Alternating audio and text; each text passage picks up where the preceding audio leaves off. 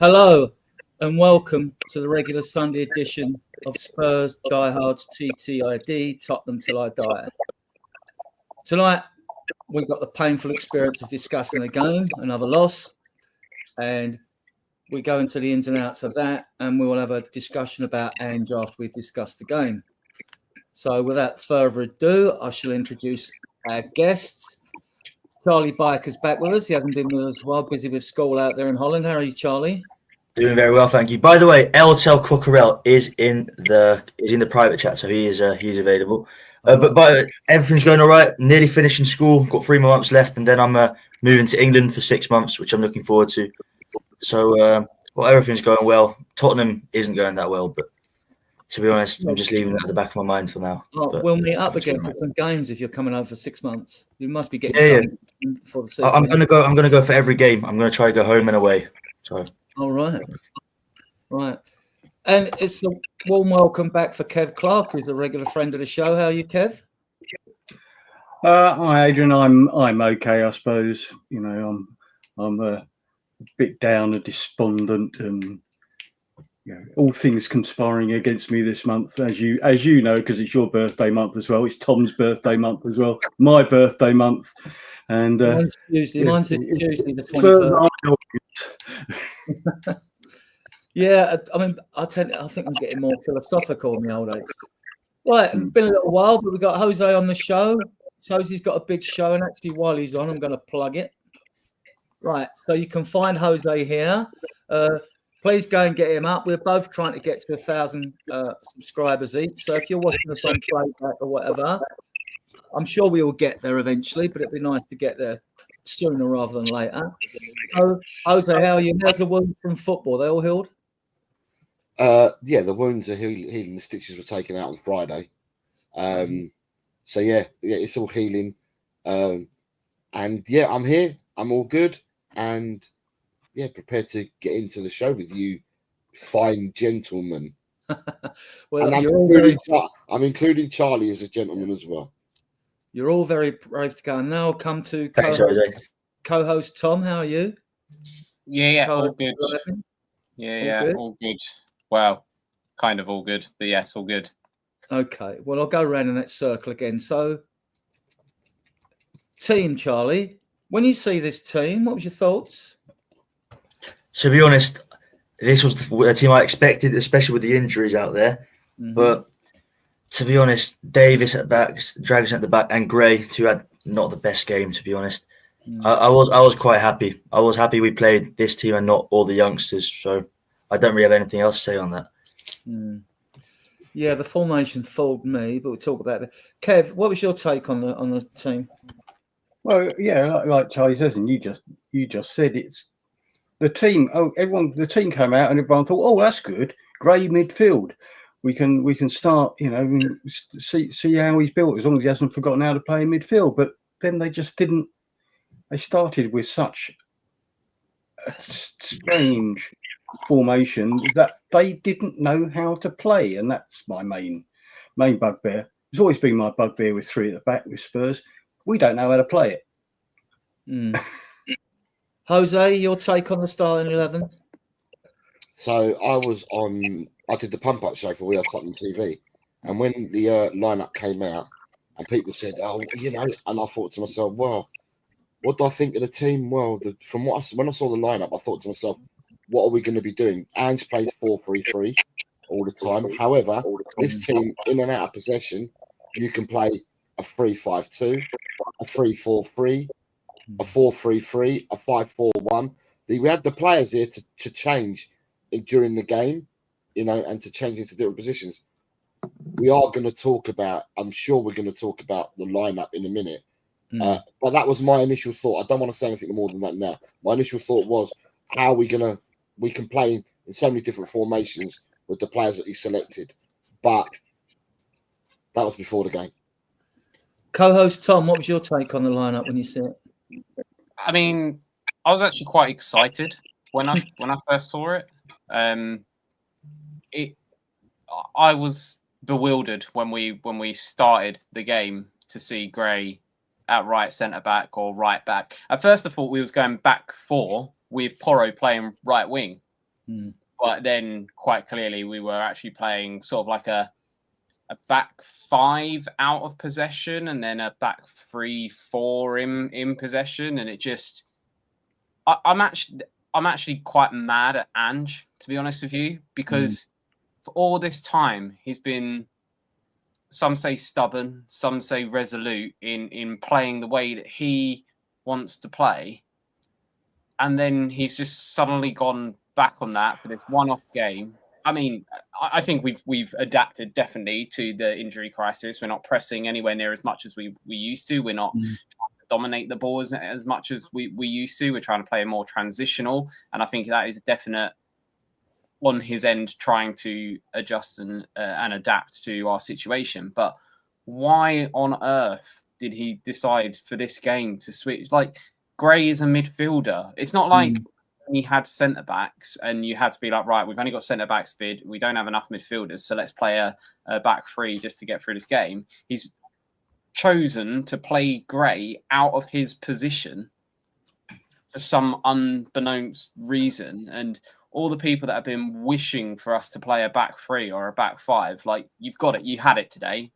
Are you happy with that now? Because I think that clearly showed we can't do it, because second half we switched back to what we were doing previously, and lo and behold, a much better second half. When I see the team, I was excited as well. Hooray, Graham Bergvall midfield. Yes, let's do this. I thought it'd be 4-3-3. I thought it'd be the back 4 of Davis, Dragons and Porro and Sarr. And then I thought Gray, Bergvall, and Sarr in midfield. And I thought Maddison would sort of play to the left, sort of left wing, left centre field. And that's what I thought. So, and the thing with the 3 at the back was that's where they got at us, wasn't it? Down the flanks. If we had 4 there, it might have been different. Move on to the subs and I'll go through the chat. So back with you, Charlie. Bit threadbare in a subs bench, but a couple on there. This was like going to high school with me. This is like going to a school day with me. All these 18-year-olds. Goodness me. No, this was just literally. We had 3 starting. No, we had Richarlison, who's the usual starter, and we had just Richarlison really, which really worries me because our bench is basically a high school right now. So I don't really feel too happy about it. I want to see Min Hyuk or something, the new Korean guy, play, get some minutes, see how he would adapt to the Premier League. But to be honest, I'm not too happy with the bench right now. That's what we need to change something in the transfer window, because only getting Kinski in is not enough. We need some extra backup. Yeah, and like you might see a couple of these youngsters Thursday because we're half an hour away. Kev, what is your take on the subs bench? Well, I'm much the same as Charlie, really. I mean, it's despondent. It's so disappointing that, and it's the injuries just really take it away from having anything on the bench really that's going to inspire us. I mean, are there any game changers on the bench? Well, it turns out there was actually. Towards the end, there was a game changer on the bench.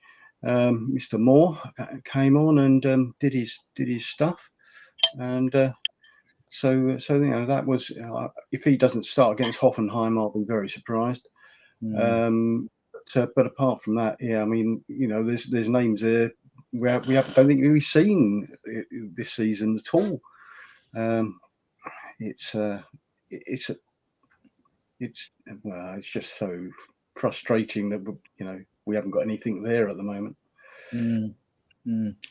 Jose, subs, bit bare. We are really down to the bone marrow, not the bare bones, aren't we? I mean, like Bournemouth had a younger bench yesterday than us. Fair enough. Bournemouth's bench, if we're saying high school, primary school is what Bournemouth's bench. Every single Bournemouth player, apart from Jebison. Jebison's had got some first time. He had some football at Watford. I think he was on loan. He's been recalled. Apart from that, he was number 21. All the rest of their players are in the 40s and 50s for Bournemouth. So Bournemouth had a younger bench than what we did have today. At the end of the day, it's a sign of, and I'm going to be brutal, I'm going to be honest here, it's a sign of neglect over the years that Tottenham have had over the years, and it continued this summer when we were really, really short of signings. I.e., we felt that we were 4 or 5 light. Now with all the injuries, it's been proven. If you needed any proof, we were extremely light in the summer, and we continue with, I don't know, with 15 days left of the window. And a bit like Charlie said earlier, we continue to be light. Yeah, I fully agree with that, and we'll come on to that as well. Tom, anything to say on the subs bench, really? Not much to say, which hasn't already been said by everyone, really. I mean, Moore and Richarlison did make a difference when they came on. I mean, it would have been nice to have seen like Yang come on or someone like that, but at the same time, I'm kind of like not sure I really want to introduce him into this absolute mess. In a way, is you kind of want to bring those players in whilst everything's good, rather than whilst everything's bad, if that makes sense. This is the reason why we're down to those. We've got 11 out. Ange thinks there's 12. So you've got Vicario, Odebert, VDV, Romero, Udogi. Oh, I've got Romero twice. What have I done? Werner, Slinky, Bentancur, Johnson, Basuma, right? So we were going in, like you say, without regular players. I'm just going to go through the chat and then we'll go on straight into the game. So let's see what we got here. We got good evening all from Graham, Spurs GTV. Yeah, he's not out in the sun. He's obviously something. He's happy, probably drinking his pina coladas, drinking sickly cocktails out there in the Maldives. You know what I mean? So I am. It's just gone 1 o'clock in the morning for him, so yeah, he might be having a glass of wine or two. Yeah, David Clark. Hi, David. All right, good to see you. Regular. Got him again. Ian. Hi, Graham. It's here. I can't think of sleeping. We'll have a drink and you'll sleep then. You haven't had enough to drink, mate. Right. You're on holiday. Good evening, Nita. Good friend of the channel. Good evening, Peter Kahagias, an Australian, very good friend of the channel. Thank you, Nita. Peter Kahagias. David Clark. Josie, I've scrapped to 200 points in a prediction league. He's got 6 points so far, which takes him to 200 points. I think I've got about 4 or 5. I'm not sure at the moment. Right. Ian, open a bottle of scotch and works the first half again. You'll be sleeping no time. Graham again. Ian again. Personnel was okay. Formation was absurd. Yeah, we'll get into that as well. Graham. Being on the cognac, Graham, it's not helping. Well, it must be weak then. Make sure you empty the bottle. What is it? Yeah, great midfield, young players with no connection, and yet you are shocked by this result. I thought it was 4-5-1. I think just whilst we're going through those, Adrian, I just want to say like the formation and stuff. It was clear it wasn't working. I'm surprised they didn't try to go back to something more like normal sooner, and it may have prevented us going. You know, at 2-0, I was like, "There's no way we can come out in the second half worse than that." Like I would expect to see something, but as soon as that third goal went in, it's just like that's it. The game is done. Like I didn't celebrate either of the goals we scored because if we had got those 2 goals earlier in the half, then I might have been like, okay, yeah, there's a chance of something here, but. It was just never. We're not having a season where you feel like, yeah, we're going to get that last minute equaliser or winner. But again, even an equaliser, you kind of feel at that point is a point really enough. Yeah, and I mean, someone I can't remember what they put there, but someone said like we're seeing the results of a cost cutting exercise, and that's literally it. We cut our wage bill massively in the summer. And didn't reinvest in, we didn't even need to reinvest the massive wages that we cut in the summer. We just needed to do half of them and get some top players in thing. But this is, I know we're going to come on to this and I'm sort of like tearing up the script for the show you normally follow. That's all right. I just, irrespective of Ange in or Ange out, I mean, if he got sacked tonight, I wouldn't be surprised and I wouldn't be crying about it. But at the same time, I also don't think sacking him is really going to change anything. The thing that's going to change something right now is getting in 2 to 3 players in this window that elevate our first 11, even when everyone is fit, injuries or not. Like we needed those players at the beginning of the season when we didn't have, injuries. We've now got those injuries, and that's just highlighting even more so how much we needed those players for the help and the backup. So, sorry to just. No, that's okay. Right, we get on to the game. Everton started brightly for us, and on 13 minutes, Charlie, Sarr crossfield pass was intercepted. What was he doing? A square ball across the midfield. Lindstrom got the ball, took away to Calvert-Lewin, and Lewin scores. There was a chat on Sky. I was watching it on Sky Go, my mate Sky Go, and they were saying that, a touch of the hand and one of these handball. How did you see the goal, Charlie? To be honest, I was watching on my phone and I was having dinner, but no, not dinner. I was having lunch. Sorry. I saw Calvert-Lewin. Once I saw Calvert-Lewin in front of Gray and Dragusin, or Gray on someone else, I knew it was going to go in. That how he moved that ball, it felt like he didn't even do it that well. But they both just fell down like they were chess pieces on the board getting taken down. Like seriously, I don't really get what happened. I didn't see the handball. Maybe there was a handball, but we should have done way better. It felt like there was no balance. You know, when you're balanced, you like try to like balance yourself. It felt like they couldn't do it. It felt like they were on a tightrope and they just fell down. I mean, I wasn't too happy with the first goal. It could have been prevented. Kev, what was your take on the goal? Well, Sarr's pass was terrible, and I think that's the first thing I put on the WhatsApp group. Absolutely terrible. And the strange formation we were playing. All three centre halves were around Calvert-Lewin when he scored, all doing nothing apart from slip sliding away. All went the same way when he did the turn, the wrong way, because they just didn't know where they should be. It hadn't helped that Sarr gave the ball away in such a stupid position when he had an easy pass to Bergvall, I think, in the middle there. But it was just a comedy of errors. Jose, your take on the goal? Sloppy play. Lindstrom did handball the ball. As accidental, it's rolled up from his body. It's touched his hand. Very faintness of touches. Had Lindstrom gone on to score the goal, it would have been disallowed. But because it was in phases of play beforehand, it was allowed to continue. Calvert-Lewin actually sent 3 players onto the floor. It was 3 players that went on the floor from Calvert-Lewin.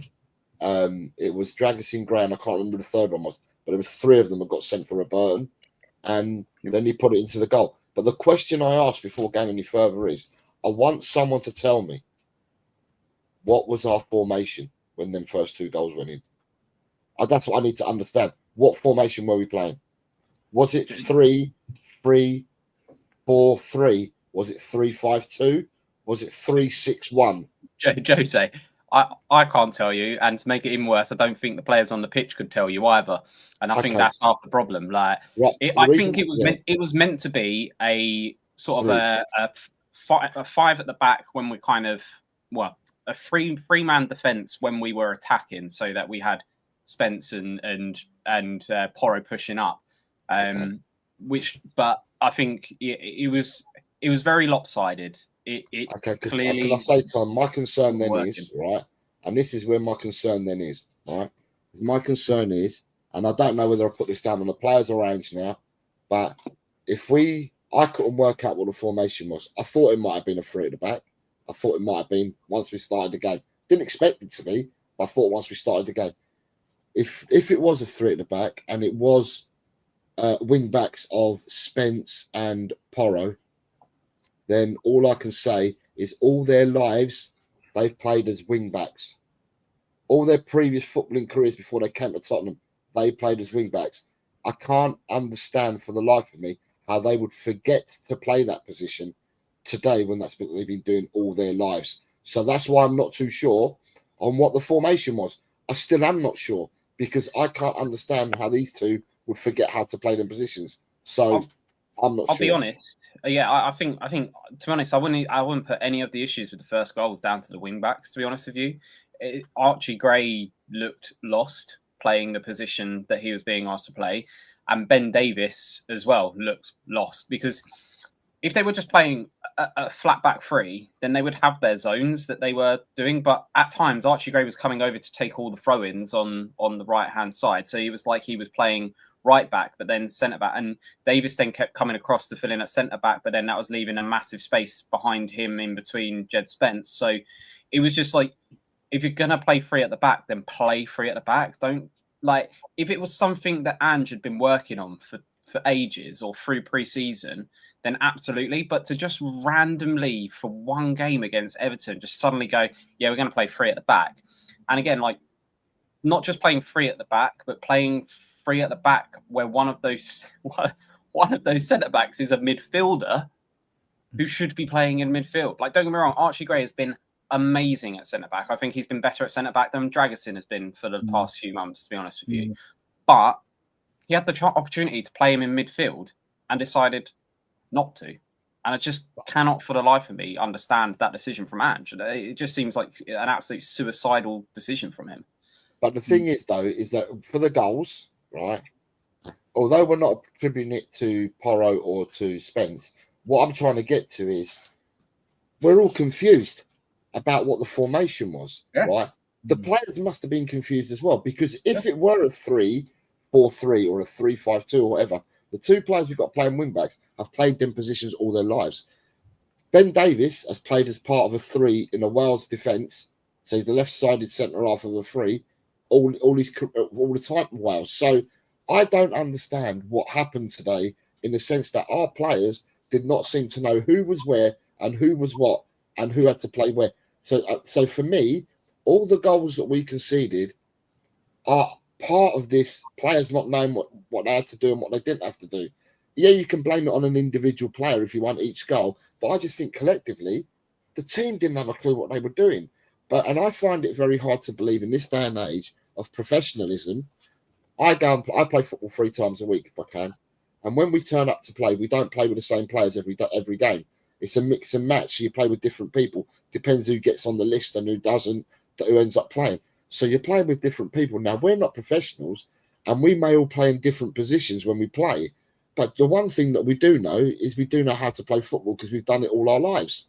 So I'm just, using these excuses about, we never ever set up, or we never ever did this, or we haven't trained on that. For me, I find it poor in the sense that these guys are professionals and therefore should be tip-top because they're professionals. They should be tip-top and be able to play and be able to understand if you're changing formation and changing tactics. They should be able to understand it because they're professionals. But for me today, I, for one, was completely lost in the whole of that first half. I really didn't know what was going on. Honestly, I really didn't. And I was so confused by it all. And at the end of the day, if I'm confused, I can see the players must have been confused as well. And that led to us 3-0 down at half time. It could have been, if it weren't for Kinski, we could have been down 5 or 6 in the first half. When I looked at it, I thought them 3 centre backs at the back. I mean, they got in each other's way and they didn't know where to stick or twist at times, I mean, and I found it all a bit confusing, right? So I've got to be honest. But we'll move on to this part. 24th minute opportunity. Porro puts to Kulu to Son. Son normally puts these shots in the corner, doesn't he, Charlie? I mean, like it's straight at Pickford. I went crazy. That should have been a goal. He basically shot it in Pickford's hand. I mean, he wanted to give it to Pickford, it seemed like. Yeah, because I think Tuchel was watching. He was like, I'll give Pickford a shout to play for England again. Like, seriously, what on earth was this? Son made a couple of mistakes this game. He could have scored like 2 or 3 goals. And then, I'll come to the stats later, which will surprise everyone. And then Kev, 26th minute, Calvin Lewis should have scored. He put this one past the post, didn't it? It seemed to be harder to put it wide than to get it on target. And then this is one of the saves, Kev. This was a good save from Mangala when the ball came in and he pushed the ball onto the post. He's I'm unmuted now. That's okay then. Yeah, I mean, going back to Sonny's shot, all he had to do was lift it, basically, didn't he? Then there was a few again. The Calvert-Lewin probably could have scored. I mean, Jose said we could have been 5-0 down. That game could have ended another 5-4, really, in the chance we did miss that we happened to create, and the chances that they missed as well. It was, again, going back to what Tom and Jose were saying about the confused formation. At times, Gray and Davis were playing like they were marauding full backs from their centre back, and we had times when Gray and Porro were both up the pitch on the right hand side, lose the ball, and that's when Dragonson was completely left open. And the same was happening on the other side. Davis and Spence were both up the pitch at the same time. It was more suicidal than the suicidal that people seem to think we were playing early in the season with the high line. It just seemed to have thrown everything out of the basket about how we've been playing all season. It was terrible. But anyway, but going back, Kinski, a couple of great saves. It looked like he's had his kicking coached out of him already, though, because some of his kicks were not good today. I know he's being rushed into them quite a lot, and people are going to be bearing down him, rushing down. But the saves he made were excellent. Jose, 29 minutes. Braithwaite brings Son down in the box. Penalty. Not for me. Not for me. No, Well, the penalty was mean now. No, I don't think it was for me.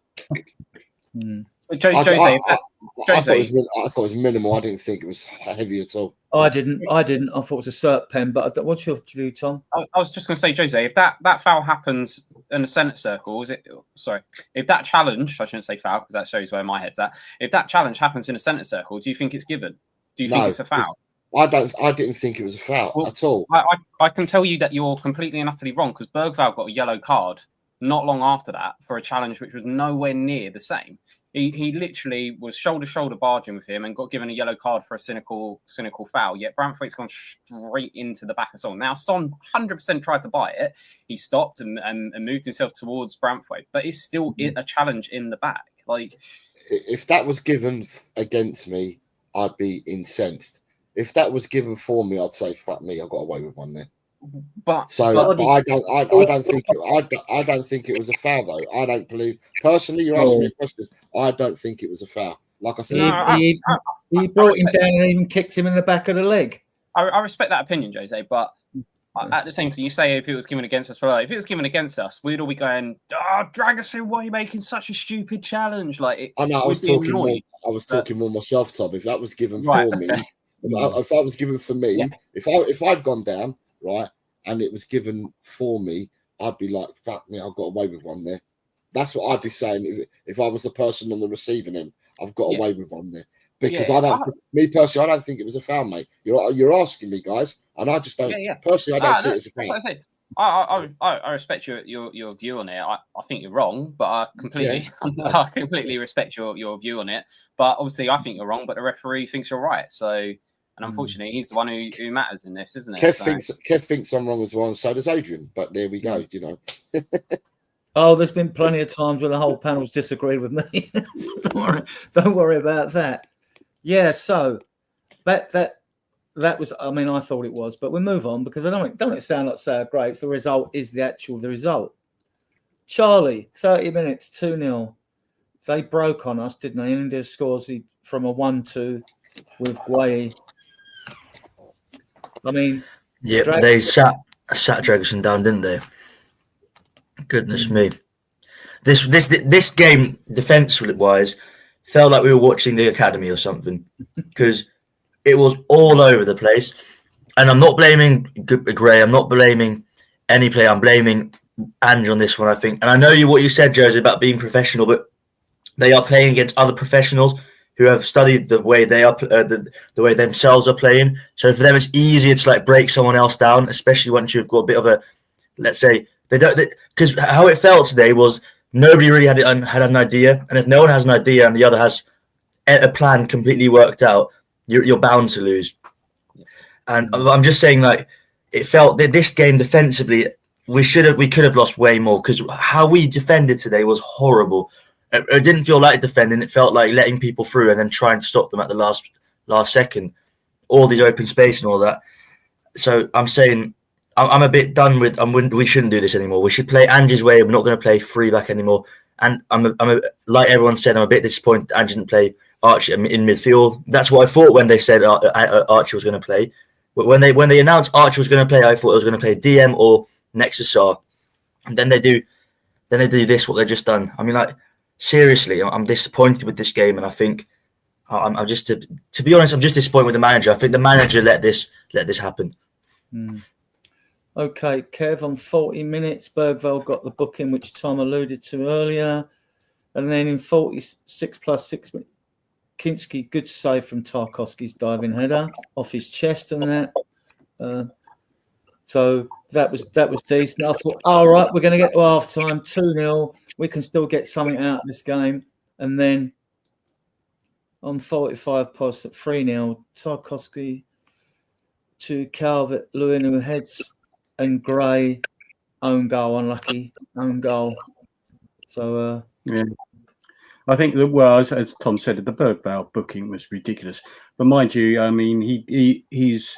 I think the next time I have a bet, I'm going to have Bergvall getting a yellow card because he seems to get them every game at the moment, diving in a little bit. I mean, I'm mightily impressed with Bergvall, the way he picks up the ball and the way he drives. But he does lose it sometimes, and when he's coming back, and some of his defensive tackles are a bit close. He did another slide tackle later on as well, which, or maybe before that even. I was thinking, oh my God, hold on a second, be careful. But the save for Kinski again, that it was a great save from that diving header, which was a good cross in, and he did a great save on that one. And the own goal, well, second own goal, second match running. It's one of those, it's one of those things. I've scored them myself. Right, we'll catch up with the chat. Oh, go on, Karen. I'll catch up with the chat if you're Karen talking, right? Yeah, it's just for me, all the goals were, irrespective of how badly our formation and stuff would have been quite easily preventable just by players actually like engaging.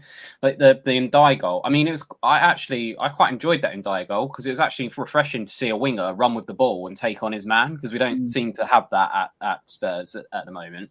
But like Dragusin, when Ndiaye picks up that ball for that second goal, if that was Romero either tackles him or cleans him out near the halfway line. Like he engages that instantly. Dragusin, it's to trot halfway back towards his own penalty area, just letting Ndiaye keep coming forward. It was just so frustrating, and every time Dragusin, I think Dragusin's a good defender, but he's not a good defender in the way that we want to play. He doesn't fit our system or Andrew's system in any way, shape, or form. So I think it's a very bizarre signing that we made last year. Every time he has a performance like this, I just think back to all the talk that his blooming agent did last year and throughout the year, and I'm just like, you're playing for Real Madrid. In what world is he going to be playing for Real Madrid in 2 years' time? It's just absolutely clueless with that.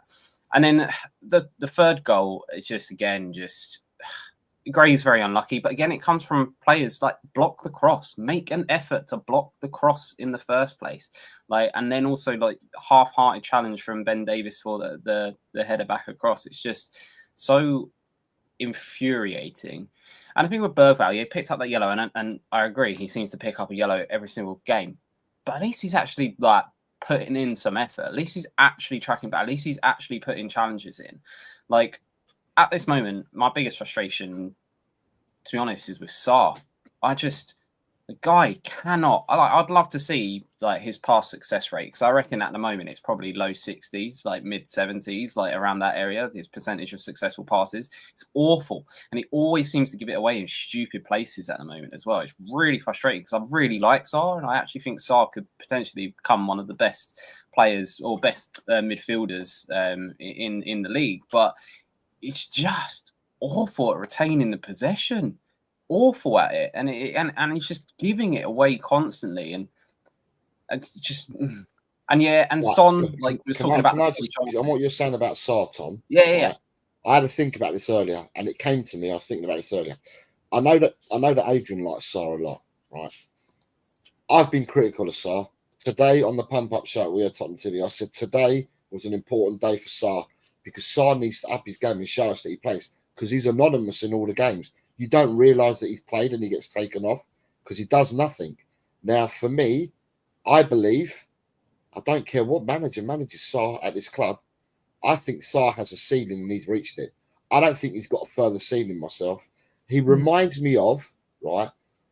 I remember. Do you remember when Arsene Wenger bought all these youngsters and he was trying to bring all these youngsters through at Arsenal? This is after they built their stadium, or when they were built their stadium, so they couldn't buy like mega stars anymore.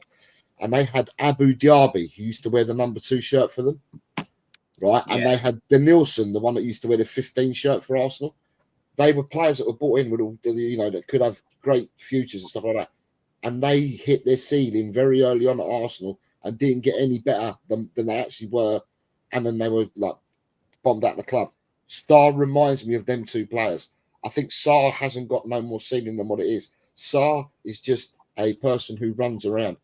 To me, he has no idea of playing football. He can't pass the ball. He's not in the right positions. To me, I think he's at his ceiling, and I think if it was me, apart from some other midfielders that I would move on, Sarr is one of the ones that I'd move on as well. The only problem that we've got is moving on the players. It's quite a few players we need to move on. We just don't buy players to replace them. We're shockingly low on players at the moment. Our squad is thin, and this is a whole period of mismanagement. And there's no reason for me to think that we're going to adapt any better going forward in the future, because there's a lot of players in this team already, or this squad already, that need to go and get shifted. But we just won't bring in the numbers to replace them. And for me, Sarr, and as I said, it's only personal opinion. No one has to agree with me, and I don't have to agree with anyone else. I just have my opinion. I've watched Sarr so much now, and I keep asking all the time, what does he do? When's he going to do it? And for me, he just doesn't do it at all. And for me, that's what I'm saying. We'll come to all the individual players. We always do that after we've discussed an actual game. David Clark says, I disagree, David. They've got some big units in this Everton side, because Bergvall and Gray are 6'2". Dragons are over 6 foot.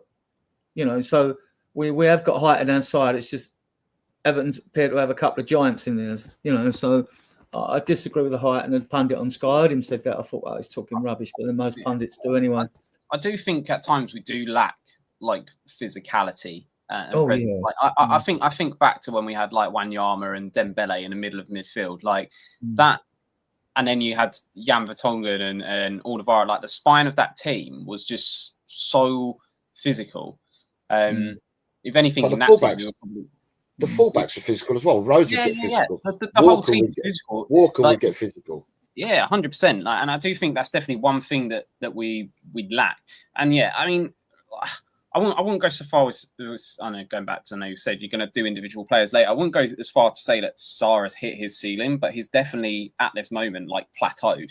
He's not improving, and it's the ball retention for me. Like, he does have legs, he does work hard, but a lot of his hard work comes from being a bit positionally inept. If he was actually in the right positions, he probably wouldn't need to run as much as he does. But I think Sarr, when we've seen the best of Sarr was when we've been playing the 4-3-3 formation. He's been playing as one of the number 8s on the side, where his job is purely as a runner. It's not actually as the person in possession. He is a runner. And that's where we've seen the sort of like the best of him, pressing high and stuff like that. But he's being asked at the moment to do a lot of work defensively and deep, and he's just not got a positional acumen for that at all. And his ball what position was he in today then? If he wasn't an 8 today, then, because I thought he was meant to be an 8 today again. No, so I mean, the way that I saw it, Jose, is that in the first half we were playing a 5-2-3 formation. So we was playing 5 defenders, so Porro and Jed Spence wing backs, Gray, Dragusin and Davis as the centre backs, a midfield 2 of Bergvall and Sarr, and then we would have narrow wingers in Kulusevski and Maddison. They were playing basically as inside forwards. 2 10s off of Son. Yeah, 2 10s off of Son. Yeah. Which meant that we had no outball for starters because there was no width. But also when you got Bergvall, who is young, but he's pretty calm in possession. He does give the ball away sometimes, but he's got an eye for a pass and he can take on a man.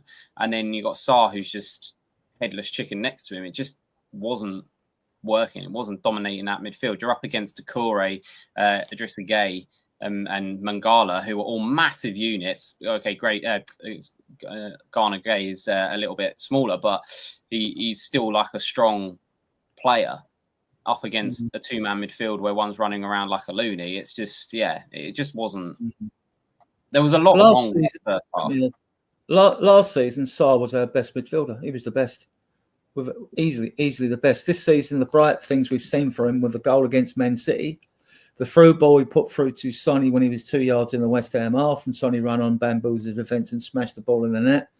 He's got something about him, but I'm agreed. We've got issues with Sarr like others. It's about inconsistent players. So I won't defend the indefensible, And I think Ange made a mistake of changing the system today because these are young players trying to develop their game and get the system in their head. Now you're changing it. It's like, it sort of confuses everyone, and it's confused all of us anyway. So we move on. It won't take long to get through at the end of the game. So 46th minute, Richarlison comes on from Dragosin after he got the Calvert-Lewin elbow in the face or whatever it was. Then in 73 minutes, Moore came on for Sarr. Hooray! As far as I'm concerned. Then in the 73 minute, 3-1.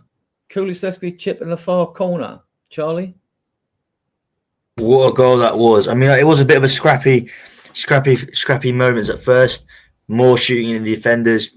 But then that Kulusevski strike, goodness me, man. Getting it over Braithwaite, getting over all the other defenders. It felt like a fairy tale or something. It was perfect. Good goal, Kev, wasn't it? It was a good goal. I loved it. Are you on mute, Kev, or are you not saying nothing? He's on mute. Oh. Can't hear you. You need to unmute yourself. You're on. I am muting and then muting again. You're right. What a great chip from Kulusevski. That would probably be the first time one of our goals features on Goal of the Month or Match of the Day this season, because none of the others have. But that also just highlighted how anonymous Maddison had been throughout the whole bloody match. That was probably the first time he got on the ball to get to the goalkeeper. He had an appalling game, Maddison, in my opinion. He did nothing in the first half. He didn't seem to know where he was meant to be. The three attackers, there was no cohesion between them in that first half.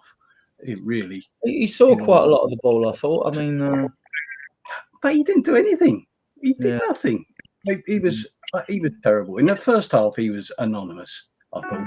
Absolutely anonymous. But anyway, but going back to that, it was a great chip from Kulu, obviously. But then Kulu didn't really do too much in the game either up until that point.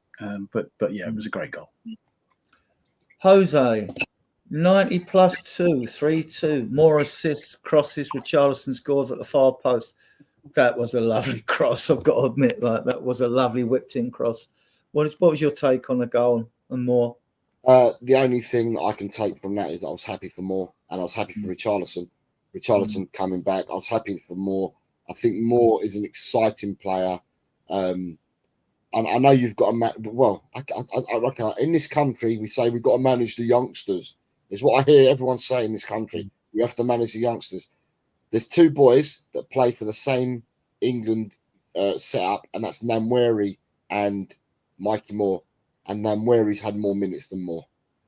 Okay, Namweri's not injured, but he's had more minutes than Moore.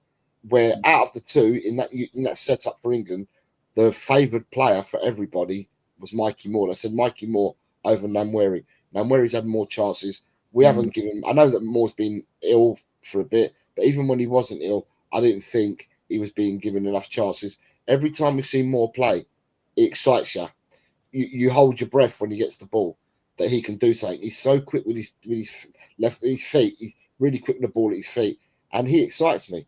And at the end of the day, he needs more exposure. I'll go back to saying what I said a minute ago. They're too young. We've got to look after them. Well, tell Barcelona that they're too young and you've got to look after them. Tell Barcelona. At the end of the day, Barcelona must have 8 players that play in their first team under the age of 20 and are all already have played for Spain internationally. But you know what? Just look after them. Don't expose them. I think Mikey Moore needs to play more. Now, even if it's even if it's half an hour in the game, that you bring him off the bench and play him half an hour, or you start him and you're playing for 60 minutes or whatever, just give the lad more minutes, because he's more exciting, him playing on that left-hand side, than anything else we have at the club that plays on the left. Tom, your take on the second goal? Yeah, I mean, it was quick thinking, and yeah, great cross from Moore. I felt after that, he actually got quite brave and was starting to do. I know it was quite late on in the game, but that last few minutes, he then got on the ball and tried to, to run at a few players and stuff. And it's what I said earlier with Ndiaye, like for Everton, like a winger that actually gets the ball and tries to run at his man and take his man on it, even if they don't get past, it still causes a bit of unrest and unsettles a team. None of our wingers can do that, and Son especially. Like look, we all love Son. Son's been, great player for the club. Whether it's tiredness from playing a lot, or it is just he is coming to the end of his playing potential. He looks a broken man in comparison to what he used to be. I've said that he's a moments player, and if he gets a moment, he'll take it. But first half, he wasted 2 good opportunities. But yeah, Moore has to play on Thursday. Absolutely has to play on Thursday. But I mean, I would say other players have to play, but that's because we literally, they genuinely have to play. My biggest worry for Thursday is that Jed Spence can't play, and that just seems to be the biggest oversight in terms of planning. And Johnson's out for 3 or 4 weeks, but Solanke's out for longer. They're talking 6 weeks with a twisted knee and training. As much as we probably don't. Well, to be honest, I'd like to see Lancashire get another go, but I reckon Richarlison will probably start. Richarlison looked sharp and fairly good when he comes on. With Richarlison, if he can actually stay fit, then I have no issue with him. Can he be improved on? Absolutely, but he does put himself about. He can win balls in the air. He can finish, and it's more than what we've got at the moment. But again, I still come back to, irrespective of anything. We scored some nice goals, but they're kind of pointless, aren't they? We ended up with nothing out of the game when we really needed to get something. And you can all have a comment on this, because I'm an old school eye test people who doesn't do numbers like 6s, 8s, and 10s. You're either midfielders, attacking midfielders, holding midfielders, or that's what you are. Because nowadays, when you go on a lot of other podcasts, they'll turn around and say, he's not a 6 or he's an 8 or something like that. Well, it's too non-specific for me. It's too rigid as well, because you're into the perception of the fans of what fans think a 6, an 8, or a 10 is. Stats, guys. I mean, I'll get these up now. To my eye test, this is quite baffling for me. You can all have a pop at this, right? They had 36% possession to our 64%, right? It's incredible, isn't it? Both teams had 6 shots each on target, although Kingsky made at least 2 very good saves, right? They had a total of 12 shots. We had 11. They had 3 corners. We had 8. They had 2 offsides. We had 1. Tackles 1. They won 75% of their tackles. We won 74. Total passes. They had 327. We had 601. Pass accuracy. Theirs was 82%. Ours was 86. They had 19 crosses. We had 8. 14 fouls each. When I get stats like this, they just don't make sense to me, Jose. They do, because on the eye test you can see we play little triangle 2-yard balls to each other. Especially when Biss plays, it happens all the time. They hit the ball to one player, the ball passes straight back. So that counts as a pass. So we can make as many passes as you like. If the passes that you make, right, are non-threatening, you can count and you can rack up the passes you want. Today on the ice, doesn't surprise me, but we didn't look threatening because the passes that we needed to make weren't in the right side. In the back 2/3, so the middle, so the defence and in the midfield, if we play all the passes you want along there, in the final third where it matters, how many passes did we make there? We didn't make many. This at least 601 passes, and all the passes we ever make, it seems to be side, from the back, and then into the midfield, short passes, 3-yard passes to each other in triangles. It's what we always do, you know. So to me, sometimes stats don't actually. Your eye test is better than the stats, should I say? And my eye test told me today, and unless someone's going to tell me differently, my eye test told me today that we were poor. So regardless that we had 64% possession, we had more passes, we had equal amount of shots on target as them, we had more corners than them. Everything, all the stats to me don't matter because the eye test told me enough. We were poor today. Anyone else want to comment on the stats? Yeah, I mean, Jose's right. No point having 601 passes if you're only converting that into 12 shots, you know what I mean, or 11 shots. It just showed that despite us having lots of the ball, we're just like really ineffective with it, which again wasn't how it was earlier in the season and earlier on in being like we would have possession, but that possession we were having was higher up the pitch and we were constantly around their box and kind of felt like we had them under siege at times.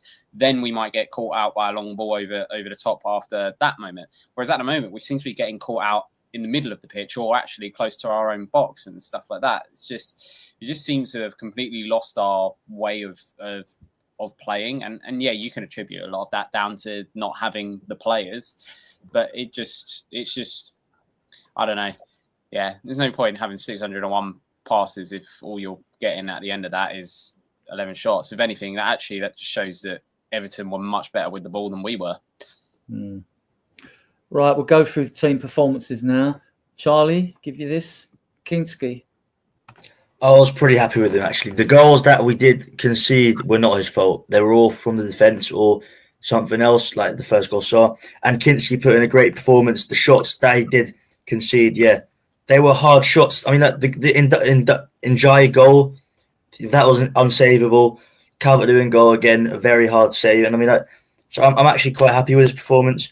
But quick side note, I'm done with the league now. I think we should put all the eggs in the basket for the cup, for the FA Cup or the League Cup, and maybe even the Europa League, because I don't think we're going to make anything out of this league anymore. I'm saying put everything in the Carabao Cup to win it, and then go full in on the FA Cup or on the Europa League.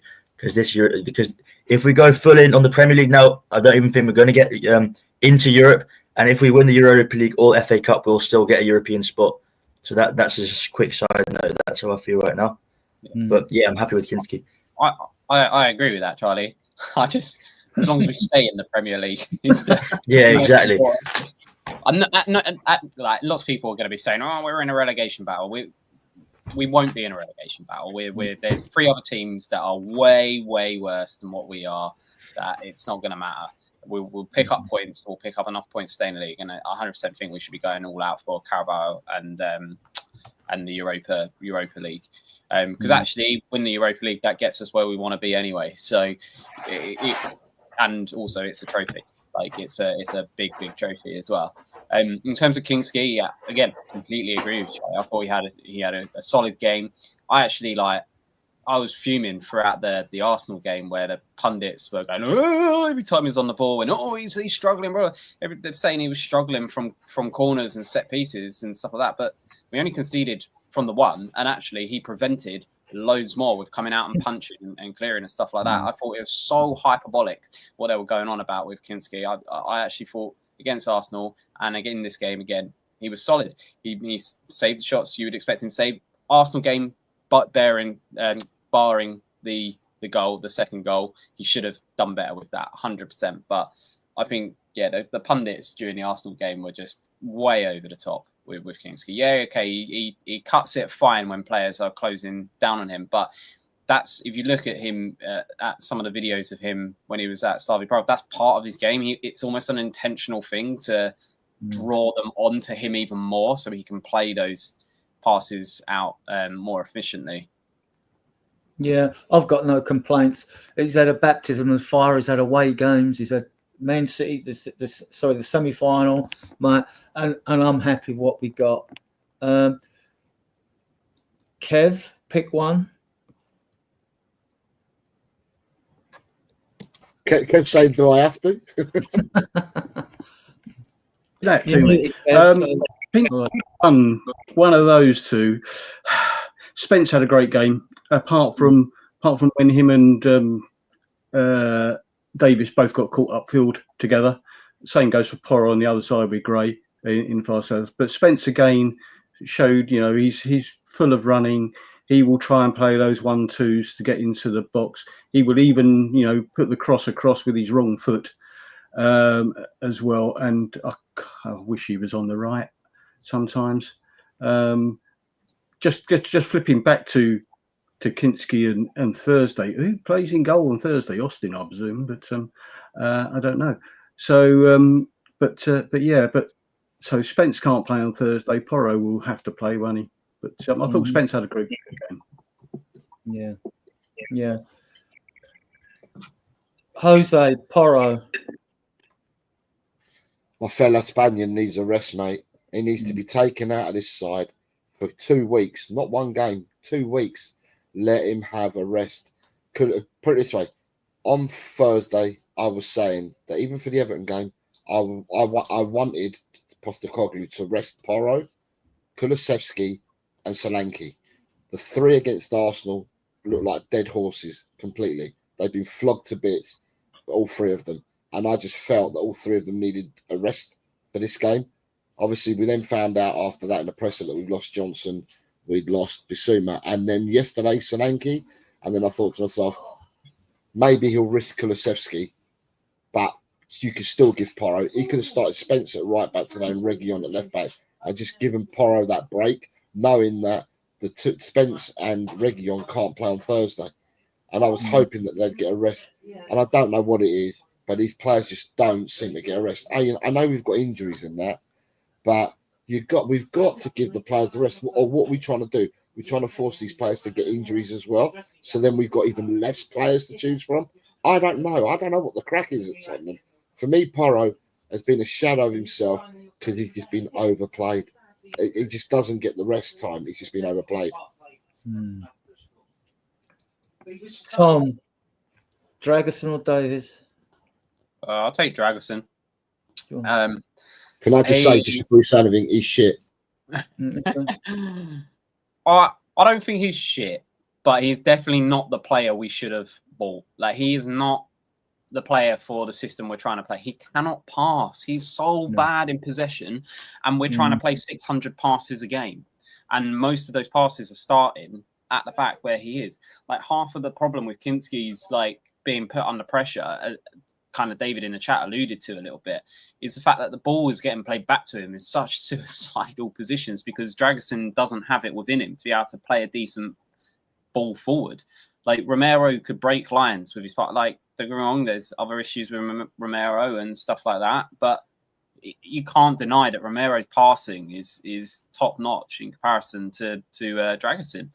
And Dragerson, he's just, to be honest, I used to kind of say he's a defender's defender. He's good at the defensive side of the game. He's good at tackling. He's good at aerial. He's good at things like that. But today, like, the poor attempt of trying to defend and die for that second goal was just awful. Like, just literally moving backwards into his box, just letting him die come that whole way. He could have cleaned him out, even if he had taken him out near the halfway line. And you see, actually, when Ndiaye got that ball, he thought about going, and then he decided against it, and he should have just gone. Should have just gone, take him out. They get a free kick halfway line. What's the issue with that? But he's not. If he had gone Bayern Munich instead of coming to us, everyone be going, "Oh, I can't believe we missed out of him," because it's a completely different league, completely different set of threats and stuff like that. He's just put under pressure so much that the passing's not there, and the passing's never been there. He wasn't a passer when he was at Genoa.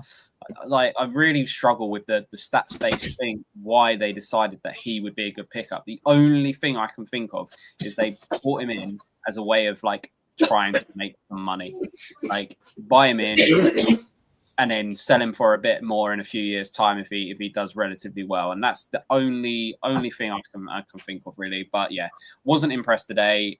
I don't think he's awful, but I think he's playing a lot more than he should be playing.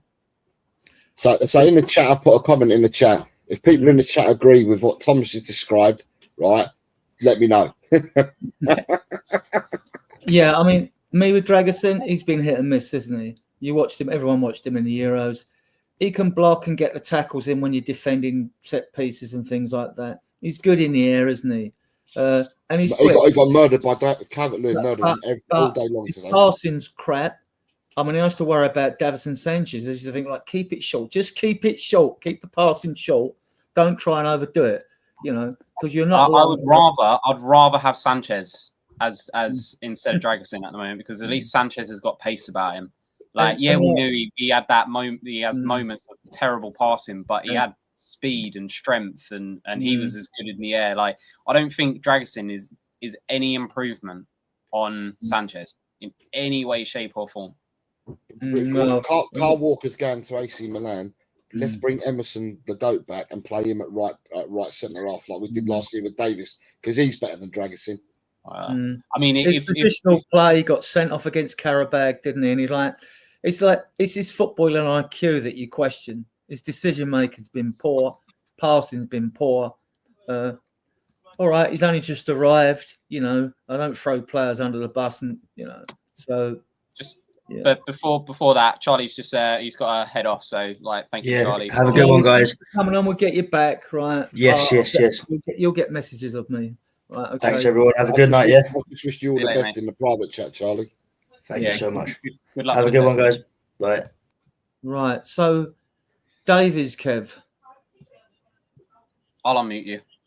There you go. Well, yeah, he did okay, didn't he? I mean, the first goal, of course, all three of them got completely sent the wrong way by Calvert-Lewin, and it did just seem that he wasn't quite sure whether he was playing as a third centre back or as a left back, and able to go marauding forwards, and he got caught out a couple of times up there. But in all, he's just come back from injury. He did. Apart from that first goal, he did all right. A couple of clattering tackles here and there, trying to win the ball in the air. But I can't really say much more about him. He went and did what he normally does, and we finally had a left-footed player on the left-hand side of defence, which we haven't had for about 2 months. Yeah, he just does his job. He knows what to do under any system, whether he's playing as a centre back or a fullback, doesn't he? He just knows. He's got the experience. I wonder whether he's going to be kept. His contract's up, and if you keep him, you could also argue that, well, is that an upgrade? We should be looking for better, shouldn't we? And moving him on, really. Although he's been at the club over 10 years, and he didn't even get played in any of the 3 finals either. Which is, I think with Davis, he's fine. I don't know. We need better. Don't get me wrong. Like you say, he does his job, but him doing his job is not to the standard and the level we need. I think if his contract's up in the summer, then let's give him a nice farewell on the last game of the season, and he can go and sign for Leeds United or whoever it is that he's gonna go to. Okay, we move on to these 3. We can take one each if Jose's gone. Pick one, Tom. I've said a lot about Saul already, so I'll go with Bergvall. I mean, there's not much to say from this game. I thought Bergvall was fine. I thought he was good. He played one very, very good low diagonal ball straight into Kulu's path in the second half. He looked better in the second half when we went back to our more conventional setup and formation. He's exuberant. He's 18. He's learning on the job, and I think he will be very, very good. But we can't pin too much on him just for this season and stuff. He's good, but he's not at this moment. I think he could be very good, and I think he could become a world beater, but it's so early to say. And yes, he's impressing me at the moment, but it's the only reason I would say that he's really impressing me is because everything around him is so dire at the moment. Yeah, he does give the ball away, but I think he tries so hard though that this is it can be his own. This is where you need a bit of an older. If he had a bit of an older head on his shoulders, he's got lots of quality. Yeah, and if he had someone next to him who could, get him through a game. But at the moment, he's trying to almost coach blooming Sarr and Basuma for a game rather than the other way round. He should be the one who's getting coached for a game, yet he's the one who looks like he's like the older head, much like with Archie Gray, as when he's been playing and stuff with Dragson. It looks like Gray's helping Dragson through the game rather than the other way around. I don't mind where Bergval's losing the ball is he's losing the ball trying to make something happen, which is fine. Whereas for me, Sarr seems to be losing the ball when we're just trying to retain the possession and we're just trying to start, like, you know, Sarr's losing it in really dangerous situations where Bergval's trying something to make something happen and might lose it. But I think he's a very good player, but it's hard to judge any of these players today, to be honest with you. Like, I'm not like a massive fan of like each game, like rating and judging each player based on a one game here, one game there kind of thing. But he could be special, but he needs help. Yeah, it's too small a sample what we've seen of him so far. We've seen a lot more of Gray. He's probably made about 24 appearances now, and he wouldn't have got those appearances if it weren't for our injury crisis. So I suppose you can take a sort of positive out of that. Jose, any comments about these three? Might as well band them together. I've seen enough sample size on Sarr to say that Sarr is a 2 out of 10 player every week. Gray, for me, he can be absolutely anything going forward in the future. And for me, Bergval, a bit of what you just said there, Tom. Bergval tries so hard to impress. If he played with people and if he played with other players or he played in a team that was a bit more successful, it wasn't on a losing streak like us, then maybe he wouldn't have to commit to some of the stuff that he's trying to do. The one-touch football, the moving and passing, and that he could do a lot more of that. He's doing a lot more carrying now because he feels he has to. It'd be nice to see Bergval and Gray playing in a team that's on a winning streak rather than what we are at the moment. Okay, we'll move on to the last three. Kev, you can pick any of these or talk about all three. It doesn't matter. You can all do that because we've got I think I said before that I didn't think the front three in the first half really knew where each other were meant to be playing. Maddison just didn't seem to know where he was at all. He didn't do anything as far as I was concerned. Sonny, of course, well, he had those two or three good chances when he went up, when he went there, and had one of those gone in, it might have been a completely different game, of course. Kulu, I think, had one of his more subdued games until he scored. But he was, I think Everton were ganging up on him. They were definitely, two on him every time he got the ball, 2 or 3 on him, and he had no support sort of down when he was going down the right, really. But he did link up well with Porro on occasions again, and so that was quite good. But Sonny was poor, I think,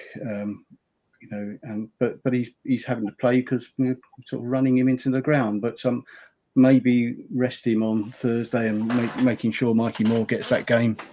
I think that it was the front three.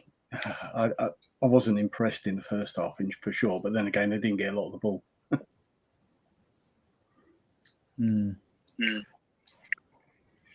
It's on the banner was this three.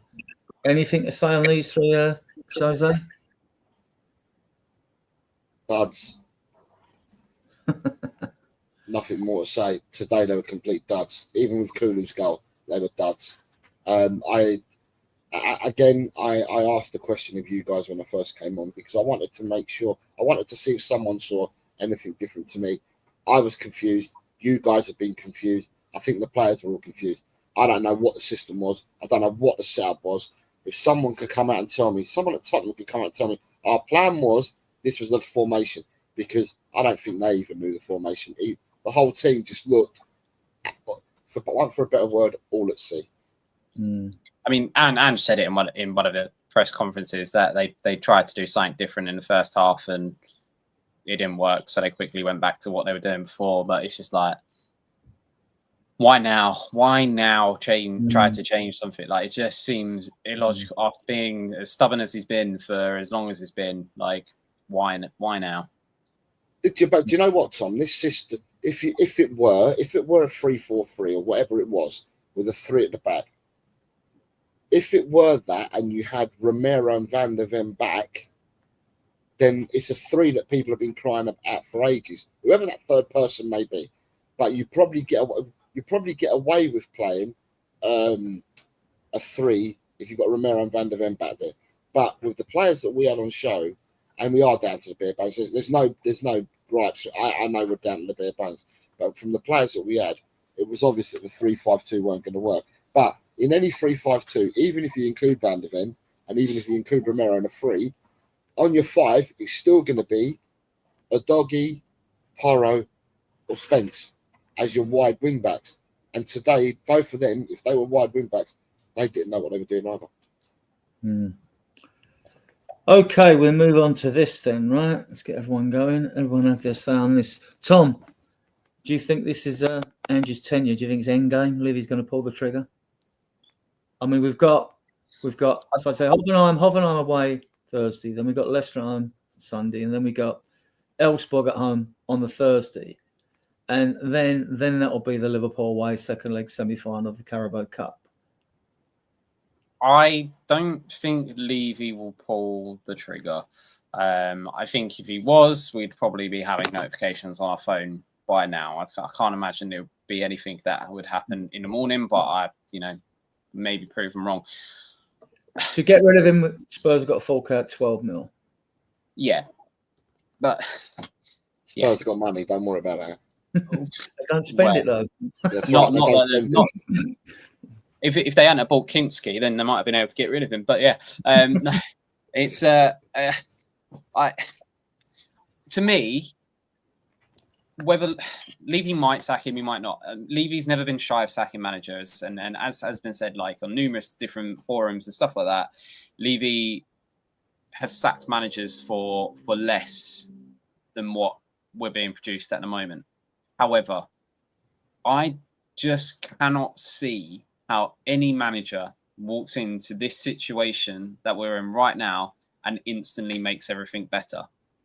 I don't think I just don't see a world where that happens. And even the best manager in the world, Guardiola, I don't think he would come in and suddenly make a difference. I've said in a few chats and stuff, the only thing that's going to make a difference in the short interim is actually, and then the long term, is actually buying 2 or 3 top quality players that improve the first 11. Not replace a player, not back up a player, improve the first 11. And that doesn't matter who the manager is. That needs to happen. And the problem is if you get a new manager in, you're then looking at different data for the players you want. And this is why, although Ange is clearly involved in the transfers and stuff like that, he's not the main person behind the transfers. It's clear that the club has gone down this avenue of they're buying players for the club and then they'll find a manager to fit the players. There actually are a lot of people involved. You've got, for people watching on playback or in the chat, you've got Levy, you've got Scott Munn, you've got Johan Lang, you've got Rob McKenzie, who's chief scout, you've got Max Legger, who we got him from Bayern Munich, who's the first team scout. You've got, Cicio, Hemen Cicio, we got off Man United. He would be part of their team. With Ange, there's about 7. Yeah, there's tons. And the thing that the club should be doing right now is going, who's the next man in? Irrespective of if you sack Ange now or if you let him see out his contract for the next 2 and a bit years, whatever it is, who is the next man, or who are the next men that we potentially could be bringing in to play? Because it needs to be like we can't. People have been saying Allegri and stuff like that. Allegri would be horrible, absolutely horrible, because it's complete polar opposite to what. If we had done Allegri after Conte, then you might have gone, okay, well, we're sticking with the same kind of vibe. We're just getting a new man in with it. Like, you keep flip-flopping from defensive to attacking to defensive to attacking to defense. You're not going to have any consistency with the players that you're picking up. But like I said, irrespective of if Ange is sacked or if Ange stays, we need 2 to 3 players. And even if we didn't have any injuries, if all of our squad was fully fit, we still would need 2 to 3 players to improve this team to where it needs to or we want it to be, not where it needs to be, where we want it to be. Irrespective of if everyone was fit. We were saying it at the end of the summer window. We needed another 2 to 3 players. We still need those 2 to 3 players now. And even with a fully fit squad, you still win and lose games, don't you? That's the nature of football. 100%. Go on, carry on, Tom. If you no. I don't think Levy will sack him. The only way I see him getting sacked is if we're out of all of the competitions by February. That's the only way I see him being sacked. Kev, what's your take on this? Yeah, I'm much the same. I mean, I can't see him sacking him before the Liverpool game. I know he's got form, of course, of sacking people before big cup games, but I think you're right. But I think if we lose to Liverpool and then we've got the Villa game immediately afterwards, haven't we? If those two go the wrong way, even if we're through to the the knockout stages of the I think he'll probably go then. The problem with sacking him now is, well, we won't get anyone in on the transfer window, will we? Who's going to be left with a club where there's no manager? Well, there's six first team coaches, right? You've got Rob Birch, who's the goalkeeping coach. Then you've got Matty Wells and Ryan Mason. I know, but they are Matty Wells is head coach actually. He's actually the head coach. You've got those two, right, who could come over. But also, you've got Nick Montgomery and Serge Raimundo, right? They had success in Australia. They managed Tibbs, got the sack there, but they also managed the Scottish under-21s. So I'm with you though. I'll come to my point on that in a bit. Yeah. So just on the coaches, there are people there who could take over, but. Yes, but that doesn't solve any problems, does it? And Ryan Mason is this other. I like Ryan Mason. I went to school with Ryan Mason. He was the year above me at school. I played football with him many times on the football field. He's a nice guy. He needs to. I would actually get. This is going to sound really. I would get rid of Mason before I get rid of Ange. Like, why are we keeping Mason in this ever he's like this? I don't know, deaf on a manager's back, isn't he? He's just there in the background. Oh, don't worry, if you don't do it, I'm gonna come in and take it. Like, why has Mason been shoved? Why can we not have a manager come in and bring their own staff in with them? I like Mason, and I think he will be a good manager one day. But to become a good manager, he needs to go and manage, not just be this guy looming in the background doing interim management, caretaker management. Like, he's almost becoming like a parody of David Pleat, where he just seems to stick around and become the caretaker manager whenever someone's kind of sacked and stuff. But this is why I said that the club needs to, and I feel this is the way that they're going, and it's something that us as Spurs fans need to kind of get used to, and it's something that Brighton have done tremendously well, is always be planning about the team without worrying necessarily about the manager. They will pick managers that suit the players that they have, and they'll buy the players that they play the football that they want the club to play. We need to start doing that, and then we can select managers revolving around, coaches around the players that we have. Yes, ultimately you want those coaches to okay the players that we're getting in, but there's no point us okaying a bunch of players for Ange when those players are going to be here long after Ange is gone. Even if everything goes really well with Ange, a lot of these players will still be here once Ange is gone. So you need to be able to have a idea of what style of manager that you want or coach that you want, so that if something goes wrong, let's get the next guy in. Like Brighton, they went from Potter to De Zerbi to then the guy that they've got now. I think they had someone in between that. I can't remember. But all of those managers, they all play a very, very similar style of football. And it's been seamless. You've never seen Brighton have a downturn. Okay, yeah, they're not, always, they're not challenging near the top, but you've never seen Brighton have a season where they're suddenly challenging relegation. Then they get a new manager and it all improves. It's just been a consistent. Because they're very particular with their data as to which coach that they pick in, and that's the way we have to start going. Which is why they need to think, who is the next guy in? They need to be thinking that already, and buying players not based on just who the manager is in that present moment. Because there's no point buying a bunch of players for Ange if you're then going to go and get Allegri in, who's not going to use any of the players that have been bought in for Ange. It's just stupid. Who that manager is, I don't know. I'm not the one with the data. Lots of people are saying Iriola, but I don't know for myself. You could tarnish him with the same brush that everyone tarnishes Ange with, if that is not proven or anything. But irrespective, we need players to come in. Doesn't matter who the manager is. Jose, your take on whether Ange survives to the end of the season? Right. So, it's the chicken before the egg. This club has been so mismanaged for a while that we don't have right from the top. We don't really know what the philosophy is. We don't know what it is that they want. Do they want attacking football? Do they want defensive football? We're changing, a bit like Tom said earlier, we're changing from one style to another. So you buy players, not necessarily the players the manager wants, but you buy players that you think might fit that style, and you don't buy enough of them.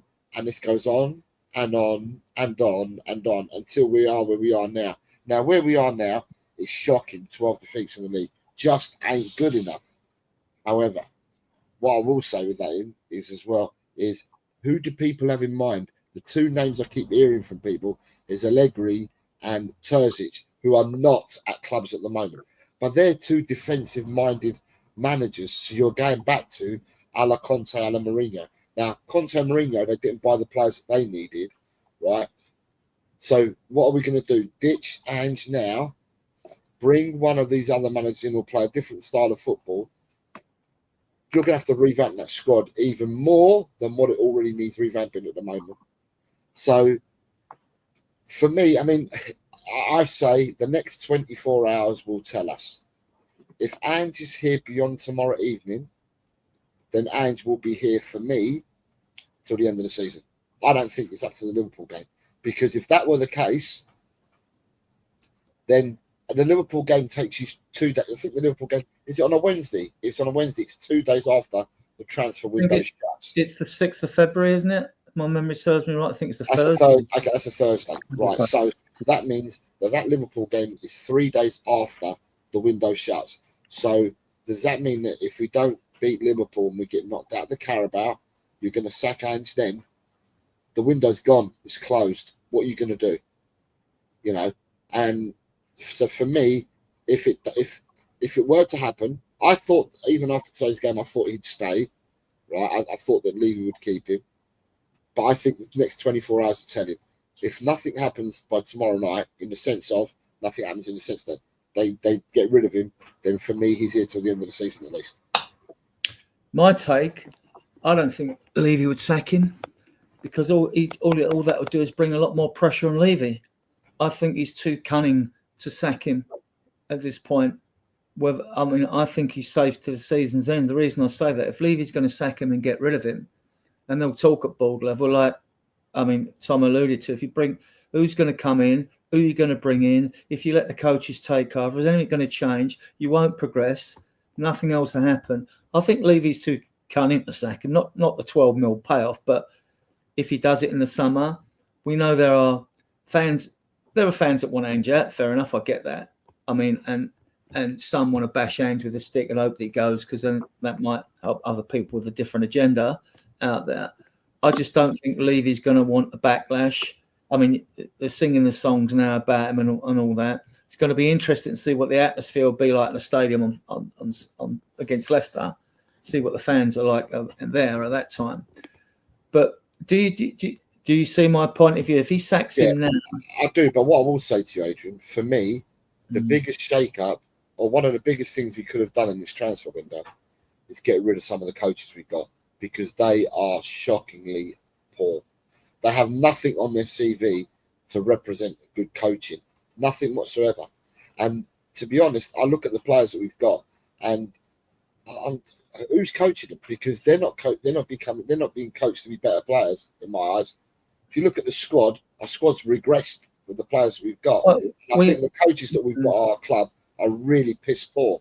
And I understand that Ange comes and Ange works with what he's got, and Ange doesn't take anything wherever he goes. But for instance, at Celtic, right, and I'm talking about a different league. I know it's not Premiership, but at Celtic, he had that number 2 at Celtic that everyone said was a really, really good, and he's number 2 at Celtic still now. He's a good coach. He's got a CV. He's a good coach. You can see on his CV where he's been and what he's done.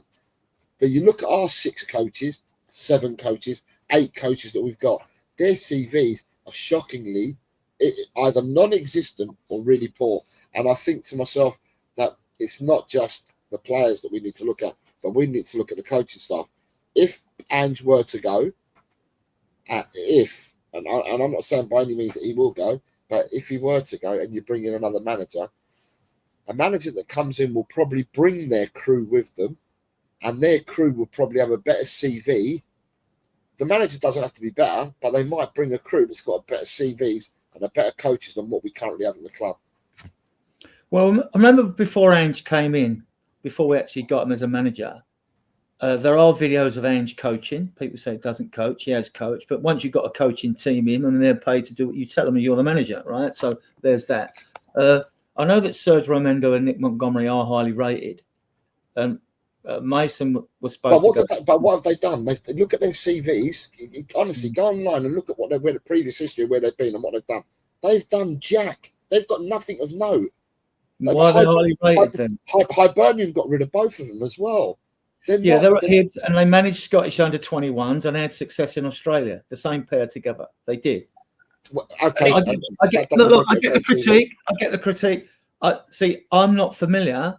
Don't think any of us are. There's a lot of fans out there. They start throwing mud at coaches and everything else because they're looking for solutions to all the problems at the club. And they don't know what designation these coaches have got, what their duties are at the training ground. We have seen, look, if you've been to games and you've watched games and Tom's been and Kev's been, I've seen odd things that's been worked on the training ground. We've worked hard at defending corners. I've seen it on the odd set play you see that's been done and things like that. That things have been worked on, right? But I mean, but online, we can all do it. But that's the power of social media, isn't it? We can all go online, put someone's name in, and we can check and see where they've been. You can see with these coaches, you can see where they've been playing careers, what they've done beyond playing careers and stuff like that. You go look at all 6 of them. There's nothing there. That's fair enough, Jose. I mean, that's your take. Who was because where things seem to really start taking a downward spiral was it Chris Davis, I want to say? Yeah, he went to Birmingham. Yeah, he went to Birmingham. Yeah. Is he still managing there? Yes, he's at Birmingham. Yeah. So for me, he was our assistant manager, wasn't he? Yes. And it seems like the moment he went to Birmingham. But if you look at Chris Davis's CV,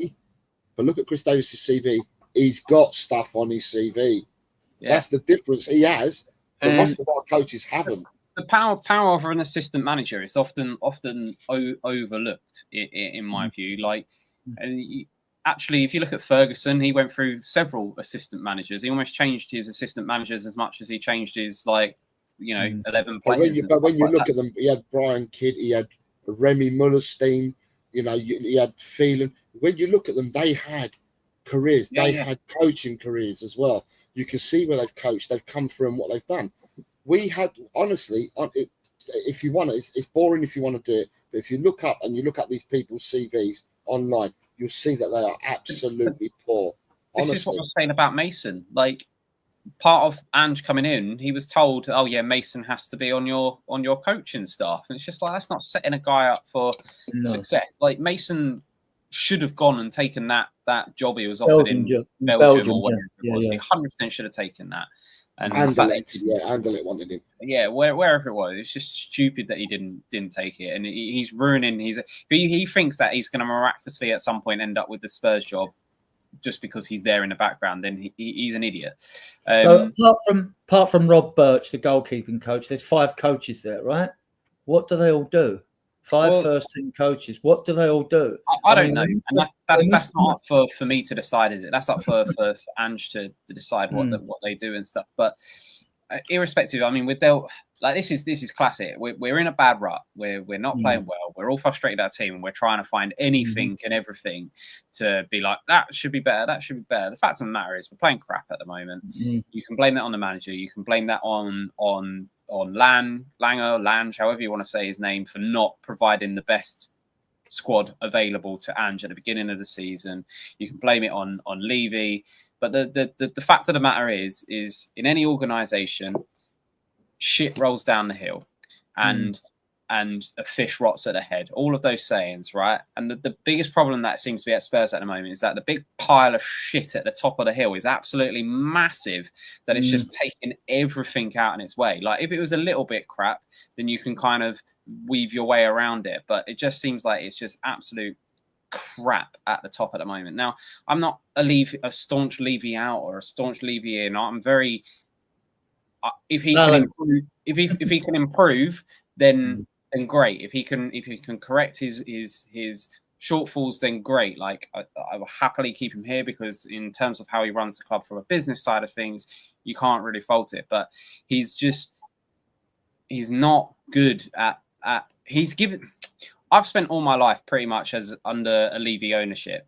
33 years old. I don't really remember Sugar as a chairman or anything like that. So when I first remember Spurs, we were always a mid-table team, sometimes fending off relegation, sometimes putting a good cup thing. Levy has given us the opportunity and the wherewithal to be frustrated that we're not in Europe every year, and that we're frustrated that we're not challenging at the top. We got to that under his tenureship, but it seems like we've got to this point, and Levy just doesn't want. It takes. It's like I was saying with golf handicaps the other day, for people who know golf. If you don't, sorry, but like going from a 28 handicap down to a 10 handicap is actually relatively easy.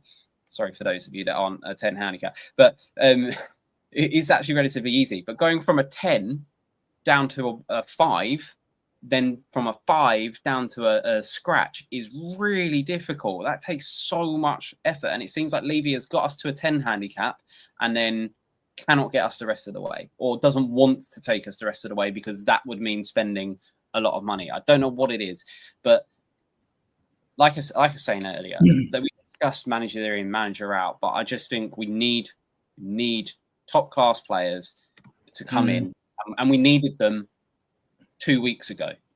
Not in the last 2 weeks of this transfer window. We needed them 2 weeks ago. Yeah. We needed them mid-December. So why on earth, on the 1st of January, haven't we got announcements going, we've agreed a deal for this player? Like, in fact, before December, we needed them when the transfer window ended in the summer. We still needed them. Why weren't we putting in the groundwork then? So I saw a tweet, Tom, the other day on Shitter, which I don't abide by, but I don't like it. But I saw a comment being put in there the other day, and it was something along the lines of, Man City have gone through a really bad patch, knew that they were in trouble, know that they've got an aging squad, know that they've got issues, and they knew this before the winter transfer window opened, so they started doing and getting their eggs in a row and all that, or ducks in a row, and now they're going to be signing 3 players in this winter transfer window, and they've got Haaland on a 10-year contract. Now, that's people that have done their work between the summer and the winter transfer window, and were fluid enough, so that everyone's got plans, but the plans change because Man City have hit a rut and they've got problems. Well, Tottenham have got the same thing. We've hit a rut. We've got problems. Where is the fluidity that we've got in order that we should have been prepared for the opening of the transfer window? Yeah, we got Kinski in, and that's fantastic that we've got a keeper in. But we got 15 days left, guys, and 15 days left.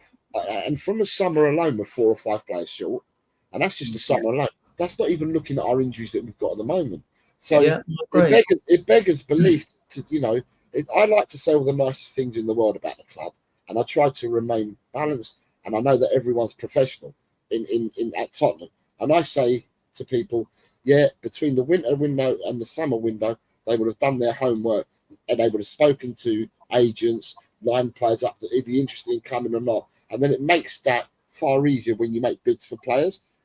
But it seems to be that I talk about all the right things that you should be doing in that, And we just don't seem to be doing what I'm saying. And I'm trying to be nice, saying that we are doing these things, but it just appears on the face of it, we're not doing the things that we should be doing. Yeah, it's the thing is, we're not backing the manager, are we? We're not backing the manager. And No. we know we can talk about coaches, we can talk about everything else, but we know what we need. What will transform us is quality players. 2 or 3 could turn us really in a different direction, I think. Yeah, and that's it. Like, I mean, it's very hard to obviously compare yourselves to what City are doing, because they're dumping about 150 million, if not more, on these players and stuff like that. But like, there's no reason why we couldn't and shouldn't be looking at doing that. I think the most frustrating thing about the City thing is if they do get relegated, it'll probably be we'll get relegated with them, and it'll be again another year where we don't win a title. But or just a thought just occurred to me: if you got relegated and the new SCR squad cost ratio rules don't apply because you're in the lower division, you'd be able to go and buy who you want and spend as much as you want, because I'm not sure if the rules permeate down into the championship. I don't think the rules do much at all now, to be honest with you. I think the PSR and FFP fandom has well and truly gone out the window. Like it did its stuff, and then everyone moaned about it, and now it's just like, oh, you know what?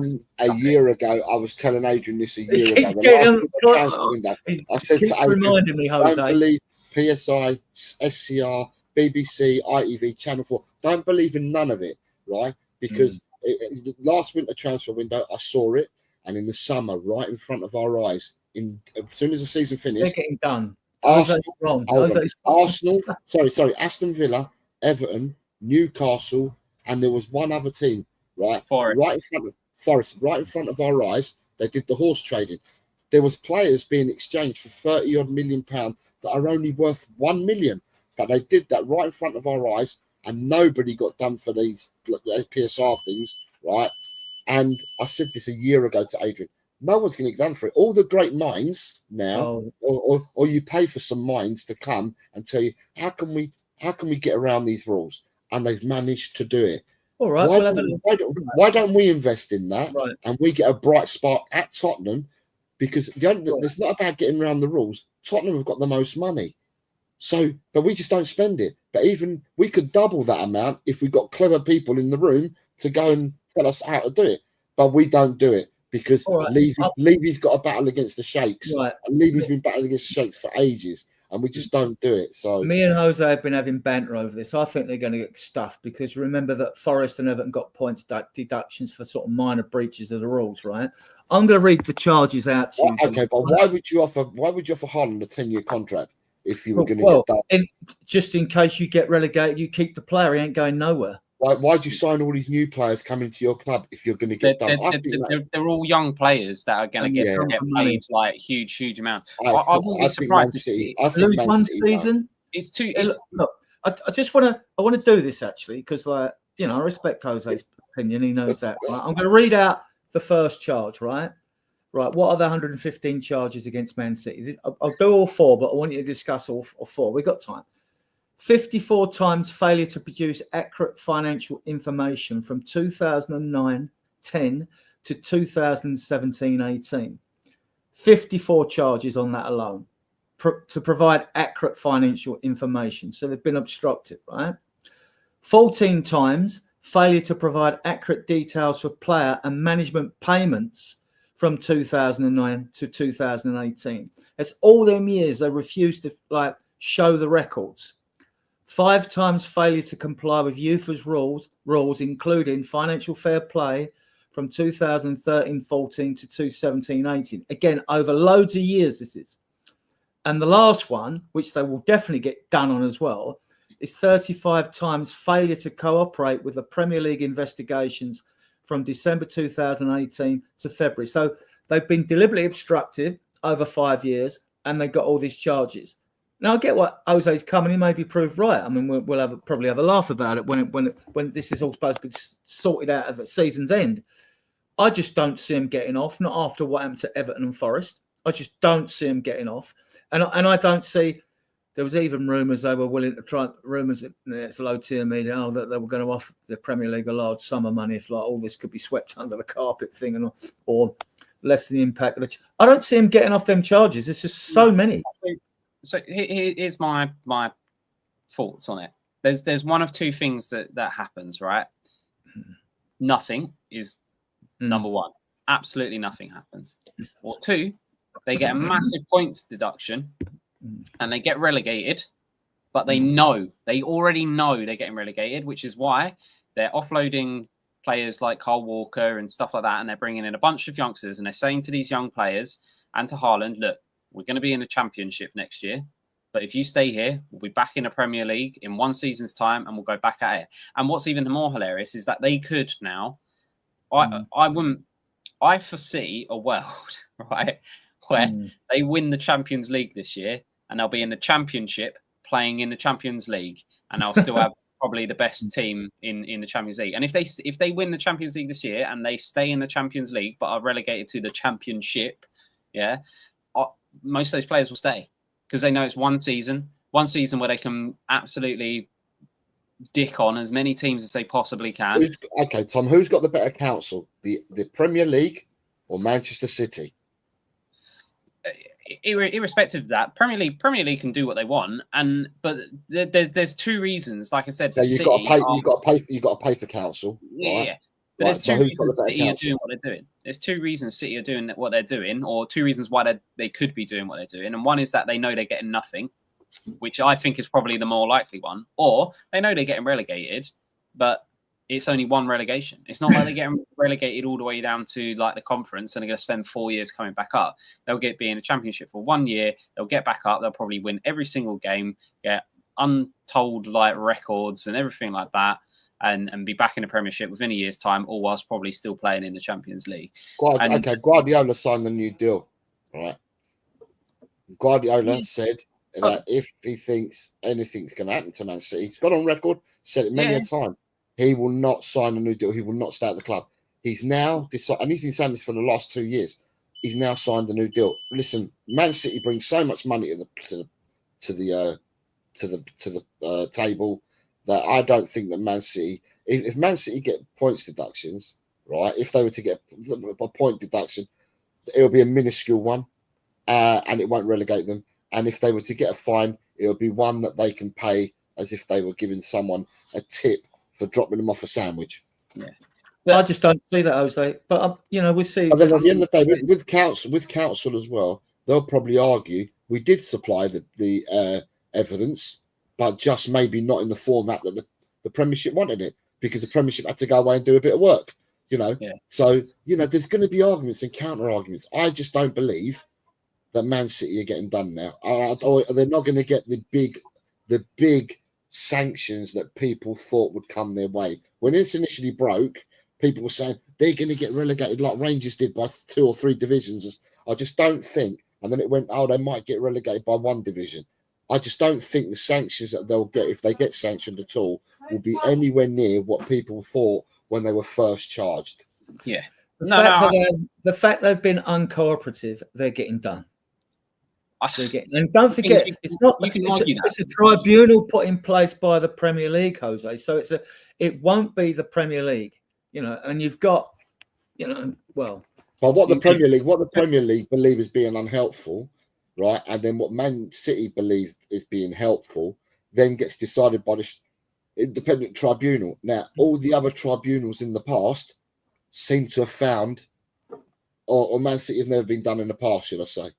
And so, to me, I'm just putting it out there. This goes back to Pellegrini and Mancini, these charges.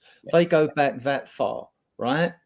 And because when UEFA couldn't do them because the statute of limitations ran out, it's 5 years in UEFA to sort all this out, right? It ran out. But the Premier League have jumped on that part. Yeah, God bless them. It could go back to Joe Corrigan, Franny Lee's days and all that. It doesn't really matter. God bless their souls. Doesn't matter how far it goes back with Man City. I just don't think, my personal opinion that I said to you, Adrian, I just don't think that they're going to get the sanctions that people thought when they first got charged. Again, the same as Chelsea. Chelsea admitting what happened with when they came in and saw the books and stuff like that. They're now doing deals with the Premiership to give them a fine, and they don't care about paying a big, humongous fine rather than getting docked points and stuff like that. So, you know, Chelsea can pay their way out of it as well. So these teams are not going to get done to the sanctions that people once thought they would do. The law, as they say, is an arse. Well, Chelsea and Roman Abramovich, what people need to take in consideration before this blew up about their accounts, Roman Abramovich, who spent hundreds of millions in his country, normally that happens, you get a knighthood or a seat in the House of Lords, right? He was even refused British citizenship because the government sit on characters in this country and they only go after when it suits them to go after a lot of dodgy characters, oligarchs and things like that. The first issue with Chelsea was the Willian deal. If they gained at our expense by him being paid by third parties, part of his wages by a third party and part by the club, which is not the only player at Chelsea that has done, and they've gained and won trophies. They gained over us. They beat us in a League Cup final, blah, blah, blah, or whatever, and things like that. Then they're getting done. I can see Chelsea, they still haven't been allowed by the Premier League to sell that hotel to one of their own companies, right? There are so many of them players at Chelsea, same at Man City. I mean, the articles on Man City, they came out in the Times and the Guardian. They're usually, I mean, like, not papers I read. I don't read papers anymore. But I mean, like, you know, these are by, you know, investigative journalists who know their stuff. I mean, and it's a right can of worms at Chelsea, and it's a right can of worms at Man City. If I'm wrong, I'll hold my hands up. But I think both of them are going to get done bad. Money talks at the end of the day, doesn't it? Unfortunately, and they have lots of money. To bring it back to Spurs, though, because this is a Spurs channel. With the funniest thing, or the thing, the thing for me with this whole Man City and Chelsea thing is that all it comes back to is that Levy now looks an absolute tool, because for so long he's been going, oh yeah, but when FFP and PSR come into effect, we'll be right up there. Well, guess what, Mr. Levy? It ain't coming into effect. Levy's got a hard on for the oil states. He's got a hard on, has done, always opposes them when there's votes and stuff like that. And Levy's been the leader. He's been the leader in the league. You've also got Rick Parry and the Premier League looking over their shoulder at Parliament, because the new regulated bill's gone through the first and second reading in the House of Lords. It's gone to the committee stage. It's got 2 more bits to pass in the Lords. The majority of that will come in. Parliament, that will come in. Yeah, the majority of Parliament in favour for it. It will then go through the 5 processes in the ordinary Houses of Parliament. But it needs cleaning up. It's corrupt. We know it's corrupt. It's been corrupt for years. It needs cleaning up. And but by the time that bill comes in and gets passed and enacted into power, right? These Man City and Chelsea things would have been a thing of the past. They would have been years back by the time all that comes in, and you're not going to be able to retrospectively go and chase them for it. By the time that all comes in, Andrew will probably not be our manager anymore. or if signed a new contract. But Levy will still be at Tottenham. Trophies. Yeah, Levy will still be at Tottenham. For so long, Levy has just gone on about all these rules will come into place, and then we'll be the powerhouse, blah blah, and it's just clear that is not going to happen. And now Levy's at a situation where he's got to be. It's stick or twist for him now, isn't it? It's stick, keep doing what you're doing, but you're going to push the club closer and closer towards obscurity, or you have to now bite the bullet, twist, and invest the money that you don't clearly want to invest. Like. He needs That's what it is, Tom, and that's what it is, because at the end of the day, regardless of how you look at it and whichever way you shape it or frame it, the amount of money this enterprise, if you want to call it, brings into Tottenham Hotspur is obscene compared to the rest of the Premiership. So you're way ahead of everyone on that. It's just hit the nail on the head. It's the fact they don't want to fucking spend a penny. That's what it is. They don't want to invest in the football club, and that's exactly what it is, Tom. Yeah, and the thing is, they they are spending more money year on year on year. They are spending more money, and that has happened. But again, it's what we're spending the money on that is infuriating. The recruitment's been poor for so many years. They are spending more, but they're penny pinching in the wrong moments. You know, when it could have been a Dybala, we penny pinched, and it wasn't a Dybala. When it could have been Suarez and Cahill, we got Sahar and Nielsen. Like, it's just in those key moments. Like this right now is a moment where we need to be investing and buying first team quality players, not because it saves us this season, but because it improves us indefinitely for the future. Buying first 11 ready players, can't even speak now, first 11 ready players, world top class players, it isn't just about saving our season. It's about the future and what that means for the future and stuff as well. Like, putting your hand in your pocket now will save you in the long run, and he can't do it. He just cannot do it, and it's infuriating that he just cannot do it. He's got us to this point, and he's done a great job at getting us to this point, but for whether he's incapable or whether he just doesn't want to, he just cannot take us over this next step to get us to being a proper top 6 team that actually wins stuff. Can I throw something? Let me throw something in the mix for you guys, right? I've got a belief, and I've had this belief for a while now, for about 4 or 5 months, that I believe that at board level, there's an issue at board level. I think, and I'll be honest here, I think Levy would like to do more with the club, right? I think he does, personally. But I think that, is it Rebecca Callicott, Donna Marie Cullen, or the other 4 Cullen, you've got Collicott. I think actually executive directors, ones that get paid. I think there's only 3 or 4 of them. Yeah, there's 4. I think there's 4 of them, and I think that there's a split. I think that Levy might want to do a little bit more with the football side of it, but I think that across the rest of the board, though, I think are opposed to it. Now, I know Levy gets the final say, but when you've got 5 hands in the ring, does one supersede all 4, trump all 4? Because I think the other 4 are the stumbling block, saying, no, we don't. We just want to take our dividends, blah, blah, blah, blah, blah. And that they don't want to invest anymore. No, we've done enough, or we'll just do this. And, you know, and I think that Levy gets trumped by them all. That's just a thought that I had a few months ago. And nothing, by looking at the other people on that board, nothing's changed my mind. They don't get a vote, Jose. Like, Levy owns 29% of Enoch. Yeah, I know you can trump them. So they don't actually get a vote. Most of them they've probably got designated jobs to do. Levy can't do all the administration stuff on himself. He's got Scott Munn, and then he's got the others there. I don't think they get a vote. I just think they discuss things in a reasonable manner, really. I think they're probably all like-minded anyway.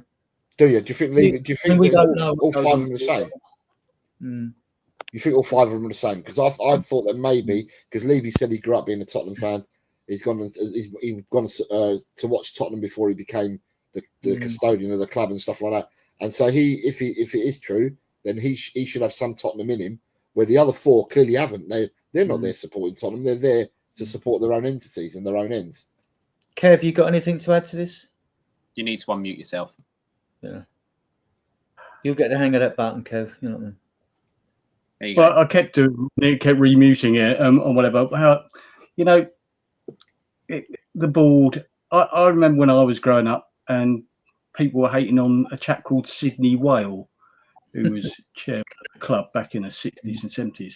But also at that time, Spurs regularly broke the transfer record in buying players.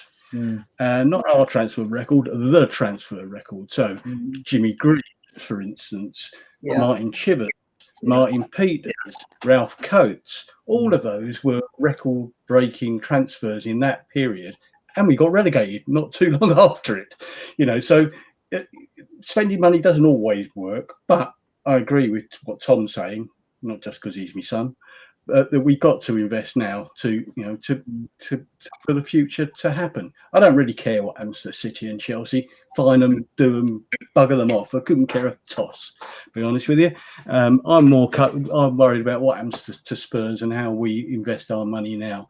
With all the money that's coming in, from various streams that we've got, it should be being invested better than it has been. And I don't think there's anyone who's going to say any different to that, because it was meant to be a game changer, the stadium, and it has been really, but it's not changing the right game at the moment. It's not changing what's on the pitch in front of us, unfortunately. And I mean, I'm all for all for everything they're doing. I don't care. I don't care that the stadium's being used for concerts. It's got a go-kart track. Great. It's bringing in the income. Every stadium is using their stadium for concerts. Arsenal got Robbie Williams there for 2 weeks during the summer. No one moaning about that over there, are they? And they moan about us having concerts on our, and you're not going to. They could have even more. It won't be American football. They only have maximum of 9 home games or 8, and Spurs play you got the 19 home games of the cup competition. We'd have 3 times as many games as any events at the stadium or whatever. And look, Tottenham's a poor borough. The local business need the revenue. The fast food places, the bars and all that, they need to make that money. It creates jobs and things like people in what is a very poor area. Let's finish on, right? Last question for you all. How many players are we getting in the last 15 days this transfer window? Kev, how many do you think we're getting? None. None, says Kev. Well, I might be confident. Or 0. No. No. I don't think we should have got, as Tom said earlier, they should have been coming in the first week. Yeah. Like Kinski did, almost, and if they're not coming in that first week, we're not getting them, are we? Because, the deal should have been done. Yeah, I mean, if you're getting players like Notter now being linked with us and things like that from Brighton, he's another one's just come on the thing, but because today it will be that Spurs is lost in all the media, so you'll get the transfer BS tomorrow. There'll be storms of it, probably a storm of it. But the recruitment team, the data analysis, who's ever getting involved on that, this should all be ongoing. I mean, from the summer where we didn't do enough work in the window anyway, which is part of the problem we've got now with the variables, because you've got that, then you get the injuries, then you're overplaying players that would get injured again. There's a lot of I'm sympathetic. I'm fully engine to the end of the season, no matter what the results are, because I just don't see a rinse and repeat working. I just can't see anything changing for the better if you get rid of him. You're better off just to stick with him to the end of the season. I said I was going to evaluate everything at the end of the season and hope we'd seen growth because we wouldn't have gone through this injury crisis. So I still don't really know what Ange can do with a fully fit squad. Adrian, I've got to go. So just on the transfers, I think we'll get 1. I'm hopeful we'll get 3, but I think we'll get 1. I don't think even Levy in his right mind cannot go this transfer window without signing a player, because he knows the club will be on about it. Whether it'll be the right one is a completely different scenario. But there is players out there we can get, but to get them, you have to spend the right money. Like that Mamouche from Frankfurt, the City again, they're spending 70 to 80 million to get him. There are players out there we just need to that we're spending the right or spending the amount of money. Graham, I think it is saying like loans. Yeah, loans maybe be an opportunity, but loans always make me nervous because I always wonder how in it the player actually is. Like if it's a loan with an option to buy, then you can feel like the player is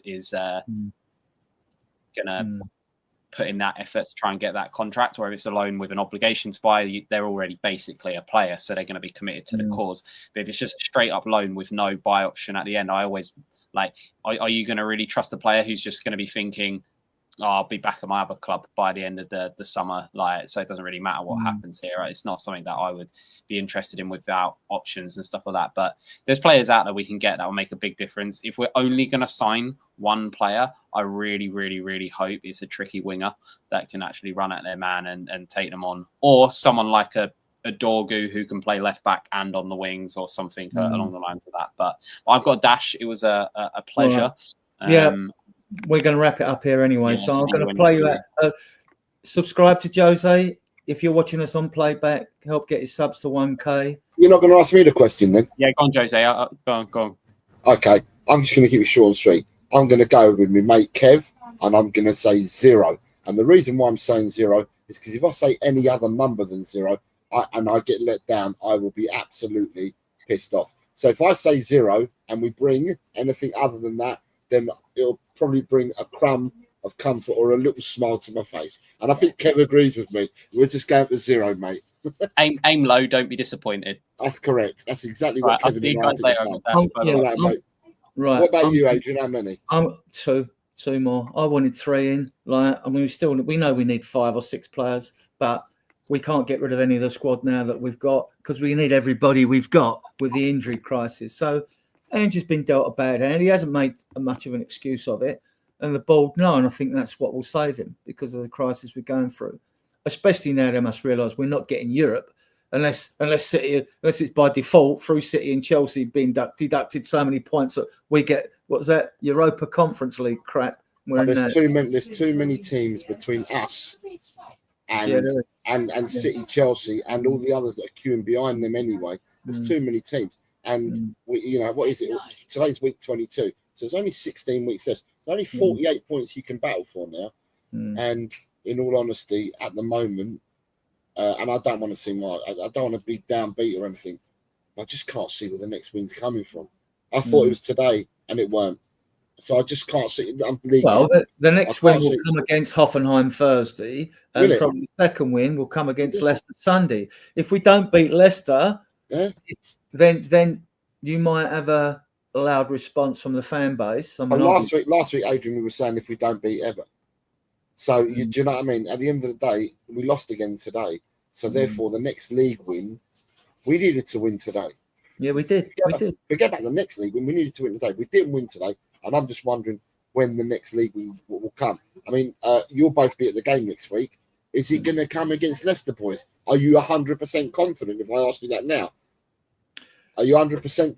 Are you 100%, Adrian? And Leicester I'm always confident at the stadium, even if when we've lost. I always am. Because we seem to we have pulled a lot of results out at the stadium before, and this is another thing. I mean, by Leicester, you might find that VDV and Romero are back because they're the next two off the block, right?